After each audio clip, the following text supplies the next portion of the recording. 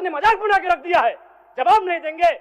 ये सवाल जनता का है, जिस जनता के टैक्स से पैसे से सोट पहनते हैं कि जिस राज्य का युवा, जिस राज्य का भविष्य स्कॉलरशिप नहीं मिलने से परेशान है, हताश है, उस राज्य के विधायक 4 करोड़ 32 लाख के आवास में रहेंगे। ये कितना बड़ा दुर्भाग्य की बात है। कोई थाना प्रभारी ऐसा नहीं है जिसका मंथली पर महीने का इनकम 3 लाख से 5 लाख रुपए केवल अवैध बालू से हो रहा है।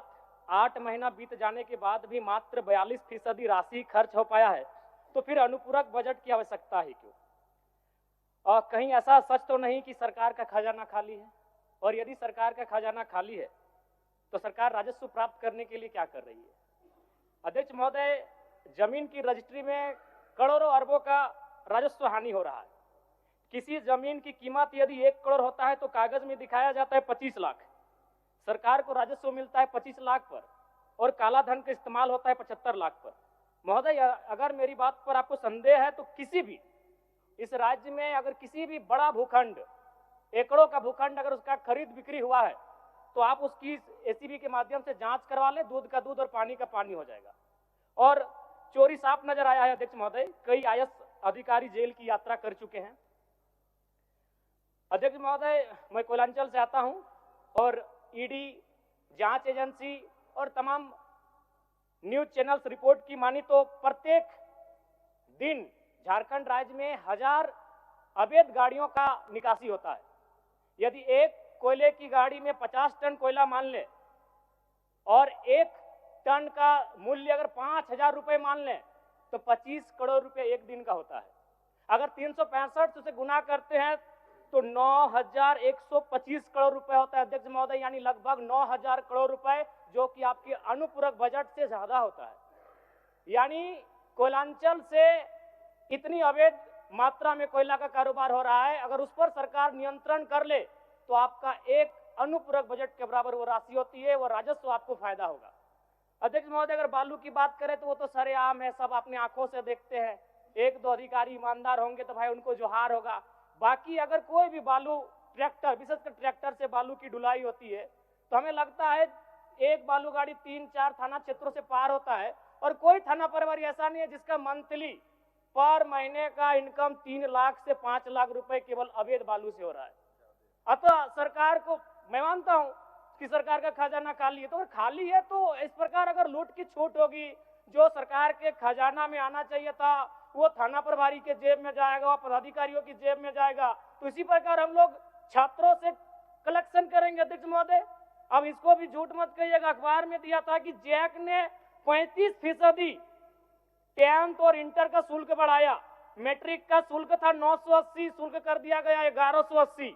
इंटर का शुल्क था 1100, शुल्क कर दिया गया 1400।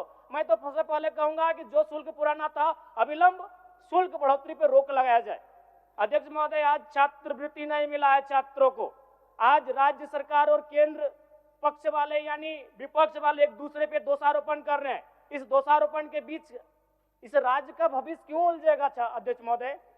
आज 2 वर्षों से छात्रवृत्ति नहीं मिल पाई है, इसका निराकरण होना चाहिए। और बिल्कुल बड़े शर्म और दुर्भाग्य की बात है कि जिस राज्य का युवा, जिस राज्य का भविष्य स्कॉलरशिप नहीं मिलने से परेशान है, हताश है, उस राज्य के विधायक 4 करोड़ 32 लाख के आवास में रहेंगे। ये कितना बड़ा दुर्भाग्य की बात है। आज आंदोलनकारी लगातार अपनी आवाज को बुलंद कर रहे हैं, जिन्होंने अपने लहू से इस राज्य को सींचा, अपने खून से इस राज्य को बनाया, आज जो 3500 का पेंशन प्राप्त कर रहे हैं। और जिस राज्य के मंत्री 6 करोड़ के आवास में रहेंगे और उस राज्य के आंदोलनकारी सम्मान नहीं पाएंगे जिन्होंने लहू से राज्य बनाया है, यह अभी दुर्भाग्य का विषय। अध्यक्ष महोदय, अध्यक्ष महोदय, चाहे मान्य सदस्य सबको एक्स्ट्रा टाइम मिला है, इतने संक्षिप्त करिए आप। चलिए ठीक है। अध्यक्ष महोदय, बड़े सौभाग्य से हम 2 मंत्रियों के बीच में आते हैं। 32 और 34 दोनों साथ बैठे हैं, हमेशा यूं ही साथ बैठे, हमारी शुभकामनाएं। एक ही कुर्सी में बैठे हैं और दोनों के बीच हम आते हैं 33। एक बार भी मंत्री महोदय मेरे विधानसभा में गए नहीं। क्यों नहीं गए? योजना ही नहीं है, इनका दोष नहीं है। मेरे विधानसभा में कोई नई योजना, किसी के विधानसभा में मंत्री पद का कार्य क्या है? सिर्फ अपना विधानसभा नहीं होता है, कम से कम साल भर हो चुका है, एक विधानसभा तो इनको विजिट करना चाहिए था, अपने पड़ोस के जिले को तो विजिट करना चाहिए था। तो ये तो सच्चाई है अध्यक्ष महोदय। दूसरी बात, आलिम फाजिल की परीक्षा जैक द्वारा संचालित होती है, किंतु वर्तमान में सहायक आचार्य की नियुक्ति में प्रमाण पत्र की वैधता को खत्म कर दिया गया है।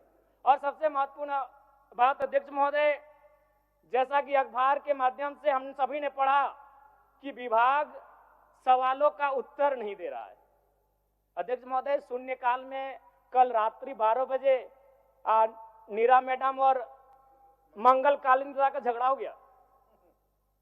एक दिन राजा साहब और हमारी गाड़ी का टक्कर हो जाता, इतना रफ्तार में आए, बोले कि राजा साहब को तो शून्यकाल डालने नहीं देंगे, इनसे पहले हम जाएंगे। अध्यक्ष महोदय, ये कोई मजाक नहीं कह रहे, 12 बजे रात को आते हैं शून्यकाल डालने के लिए और अफसर ने मजाक बना के रख दिया है, जवाब नहीं देंगे।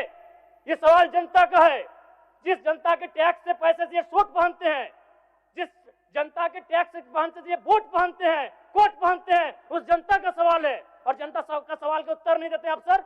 जो ईमानदार हैं उनको यहां से जोहार है, लेकिन जिन्होंने जब अपनी जिम्मेदारी का निर्वहन नहीं किया है उन पर कार्रवाई करिए। अध्यक्ष महोदय, 12 बजे रात को हम लोग सवाल डालते हैं। चलिए।